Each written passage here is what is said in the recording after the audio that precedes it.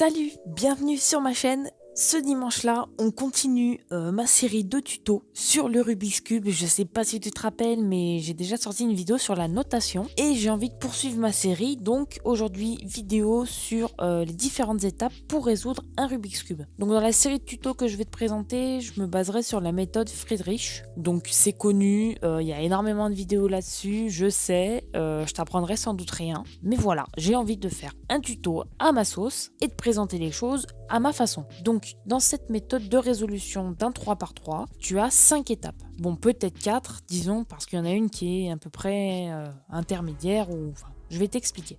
Donc, la première étape de la méthode consistera à faire la croix blanche. Bon, je dis croix blanche parce que moi, je tiendrai le Rubik's Cube avec la face blanche vers le bas, et je commencerai par résoudre mon Rubik's Cube de bas en haut, en fait. La deuxième étape, c'est ce qu'on appelle les F2L, ou en anglais les First Two Layers.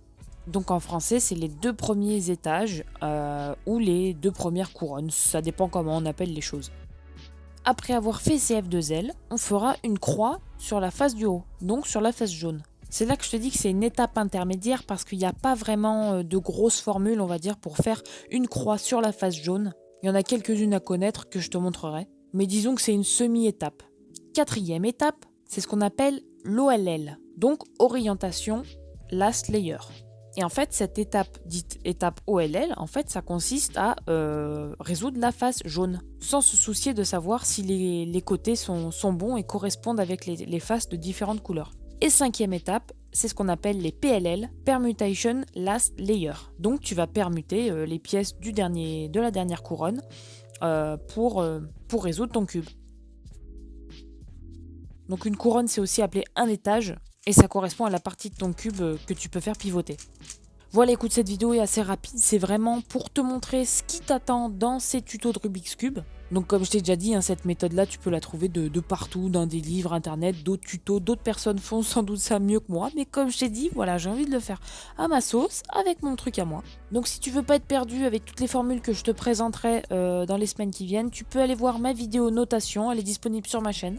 Dans tous les cas, j'espère que ça t'intéressera parce que moi, je fais ça vraiment avec plaisir. Ah oui, autre chose que je t'ai pas dit, je ne fais pas de speed cubing.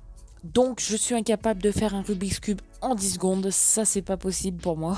Donc tu verras jamais de vidéo avec j'ai battu mon record, je fais des compétitions, patati patata. C'est pas le but de ma chaîne, moi je fais ça en amateur. Si tu veux voir plus de photos de mon univers, tu peux te rendre sur mon compte Instagram, tu peux aller faire aussi un tour sur ma page Facebook, je te mets le lien de tout ça dans la description de la vidéo. Je te remercie d'avoir cliqué, j'espère que ce qui va arriver va te plaire. À la semaine prochaine pour une prochaine vidéo. Bon week-end, salut!